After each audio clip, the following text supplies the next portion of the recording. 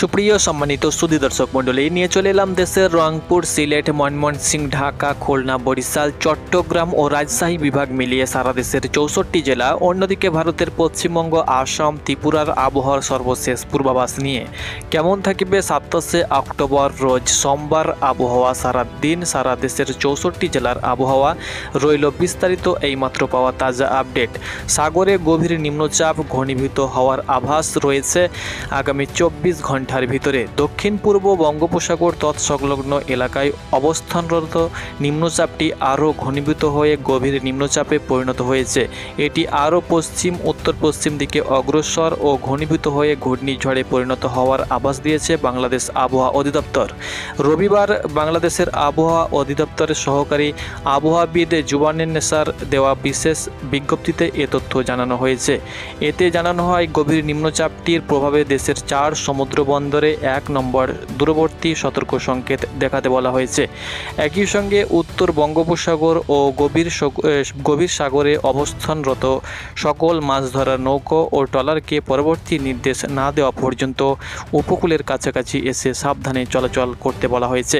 সংস্থাটি জানায়, গভীর নিম্নচাপটি আজ সকাল 6টায় চট্টগ্রাম সমুদ্র বন্দর থেকে 1340 কিলোমিটার দক্ষিণ, কক্সবাজার সমুদ্র বন্দর থেকে 1270 কিলোমিটার দক্ষিণে ও মোংলা সমুদ্র বন্দর থেকে 1300 কিলোমিটার দক্ষিণ ও পায়রা সমুদ্র বন্দর থেকে 1265 কিলোমিটার দক্ষিণে অবস্থান করছিল।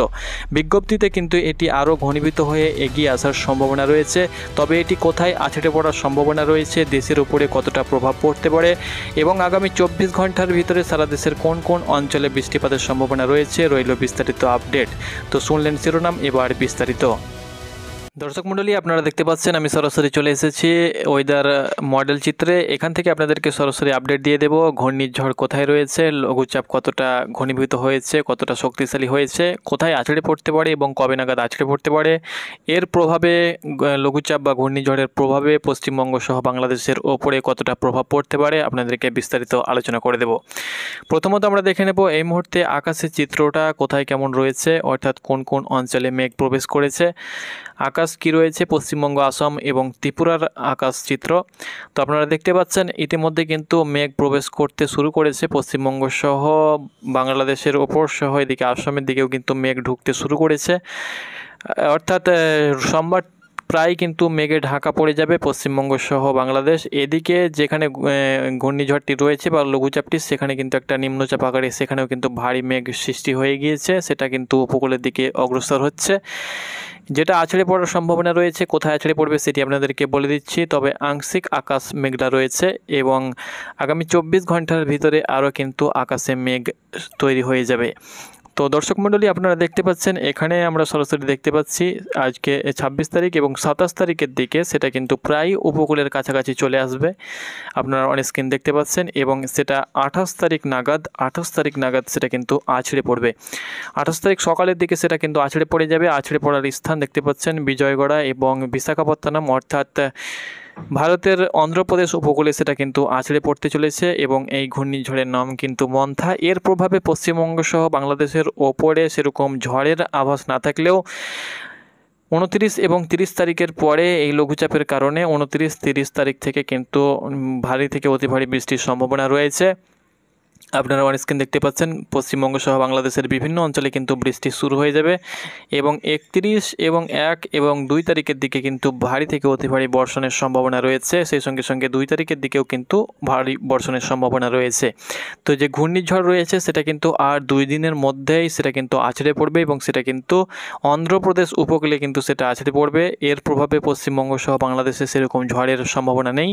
তবে লঘুচাপের প্রভাবে সেটা কিন্তু বাঁক নিয়ে পশ্চিমবঙ্গ সহ বাংলাদেশের ওপর প্রবেশ করবে এবং তার প্রভাবে কিন্তু ভারী থেকে অতি ভারী বর্ষণের সম্ভাবনা রয়েছে 30 তারিখের পর থেকে।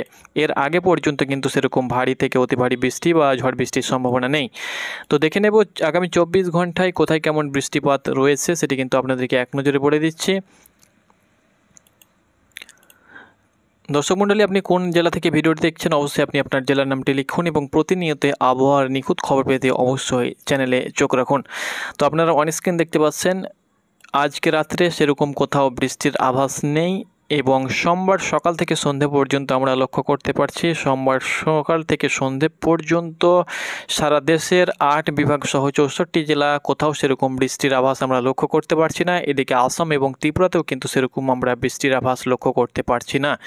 অর্থাৎ সোমবার সকাল থেকে সন্ধে পর্যন্ত দেশের রংপুর, সিলেট, ময়মনসিংহ, রাজশাহী, খুলনা, বরিশাল ও চট্টগ্রাম বিভাগের সেরকম কোথাও ঝড় বৃষ্টির সম্ভাবনা নেই এবং এদিকে পশ্চিমবঙ্গের 23টি জেলাতেও কোথাও সেরকম বৃষ্টির সম্ভাবনা নেই।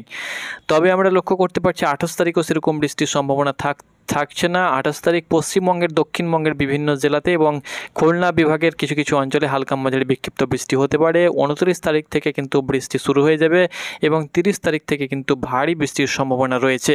তখন পরবর্তী আপডেট আপনাদেরকে জানিয়ে দেব। ততক্ষণ পর্যন্ত ভালো থাকুন, সুস্থ থাকুন, ধন্যবাদ।